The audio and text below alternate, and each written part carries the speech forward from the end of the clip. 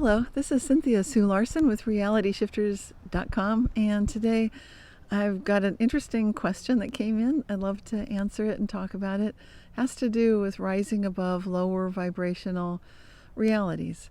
And we might notice that if reality is different for each of us and our thoughts and feelings influence our physical reality, then how can we best employ an attitude of optimism in the real world, especially when we're surrounded by those who are not quite the same vibratory frequency? Okay, that's the general idea. The specific question came in from a friend, and he writes, I was listening to a 2 or 3 year old presentation by Bashar, channeled by Darryl Anka, as I was driving home, where Bashar essentially said the following.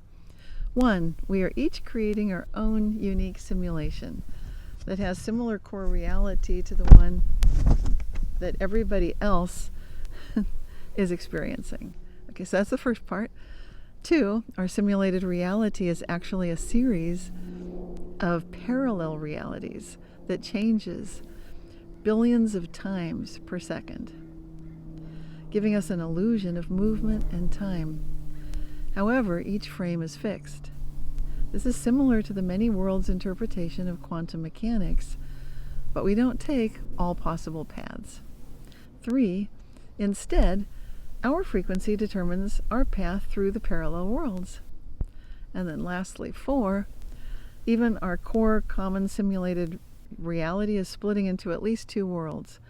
And even though we are in the world of the lower vibe peeps, we are not of the world. That is, we can witness the lower vibe peeps and their supporting cast, but it's like we are watching them through a thick glass window.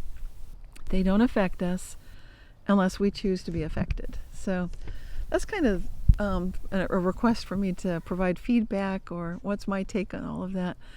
And basically, going point by point. The first one, I totally agree. We are each experiencing our own individual subjective realities. So I've had the same experience, and the way I witness that is we tend to assume that everyone is experiencing some kind of objective reality, and that we think that it's similar to what we're experiencing.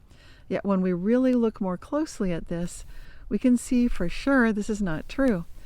Now, I've researched and written about this. I've published some firsthand accounts in my book, Reality Shifts, about where, like I was right there with my daughter, right there with someone else, and one of us knows for sure that the other one said something, and I trust and believe that report, but that's a different experience than what I had.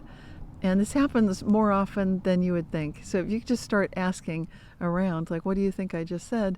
You'll notice that there are huge discrepancies that happen immediately after people say things, for example. That's a pretty big area that most people don't even bother researching. We can all be researchers here if you want to, if you don't mind talking with people about that sort of thing, and hopefully you don't annoy them. Okay, the second point, I also would agree with Bashar here. We are continually receiving invitations to experience vast multitudes of possible realities in every moment, yet we seldom consciously recognize all the choices we truly have. And this is the premise that I describe in my book, Quantum Jumps, very much so. Number 3, and this is the Bashar take I'm responding to. Here, it was just like the path that we take through these possible worlds. Now, this is a little different. Bashar is talking mostly, at least according to my friend, about just choosing a sort of vibe, and that's how we're naturally selecting which reality we end up in. And I have experienced a combination of energetic attitudinal vibe combined with my level of consciousness. So I've noticed that those 2 factors together are really, really important for where I end up experiencing something. So for example, we're familiar with the high vibe part. And that's if you're feeling depressed or despondent or low energetically, then often we don't experience really thrilling, lucky, happy realities. Similarly, if you're feeling small, energetically small, I've noticed that also has an effect. Whereas large, higher level of consciousness, I get better results. So those 2 together for me are very, very important. And I think that's often not really talked about much, but they're different and they both matter. And they're complementary, but that doesn't mean they go together. So it's possible to be high vibe, but feeling small, which means that the effect that you might have would only perhaps influence just a smaller group. Like maybe only you're the only one that sees it. Whereas if you're feeling bigger, then you can have a bigger effect for other people even. Okay, and then the fourth one is this whole business of what's going on, with the experience of the combination of energetic vibe and levels of consciousness.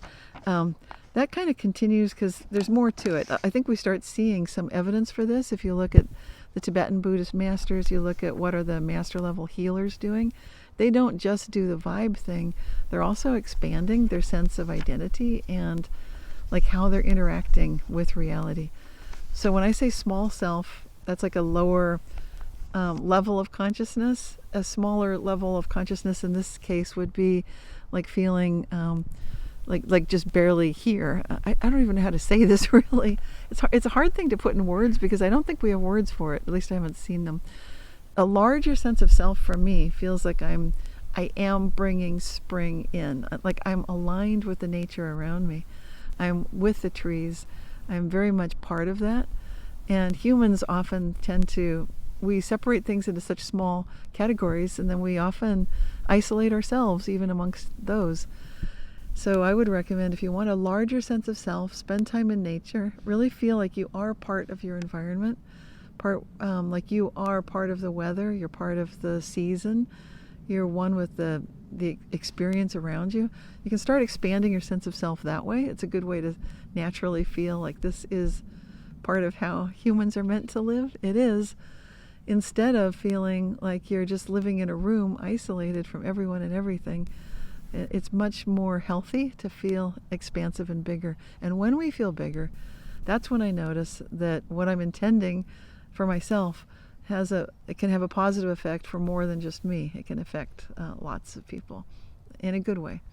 I love to ask that question, how good can it get? That has a dual function of reminding me to stay on that positive focus, and it kind of keeps me in that higher vibe state as well. So it's doing both of those. And then the invitation to be larger, it just means that it's not such a tiny little flat world. We're not living on a speck. We're not just one-dimensional. We're not two-dimensional. We're not even three-dimensional. We know for sure we're at least four-dimensional space-time, but actually we are bigger than that. And when we get into these higher levels of dimensionality, that's where our interconnectedness can be felt. That's where we can feel the entanglement with nature, with those we love, those we care about. And that's where, when we have an intention, we can start seeing a positive impact in a much broader sense and scale.